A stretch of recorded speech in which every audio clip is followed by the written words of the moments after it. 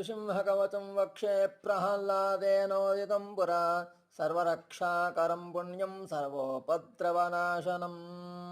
सर्वसम्पत्करं चैव स्वर्गमोक्षप्रदायकं ध्यात्वा नृसिंहं देवेशं हेमसिंहासनस्थितं गुरुदास्यं त्रिणयनं शरदिन्दुसमप्रभं लक्ष्म्यालिङ्गितवामाङ्गं विभूतिभिरुपाश्रितं चतुर्भुजं कोमलाङ्गं स्वर्णकुण्डलशोभितं उरोजशोभितोरस्कं रत्नकेयूरमुद्रितं तप्तकाञ्चनसङ्काशं वेतनिर्मलवाससम् इन्द्रादिसुरमौलिस्थस्फुरन्माणिक्यदीप्तिभिः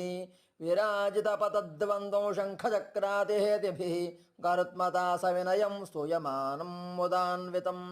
स्वहृत्कमलसंवासं कृत्वा कवचं पठेत् नृसिंहो मे शरः पातु लोकरक्षात्मसम्भवः।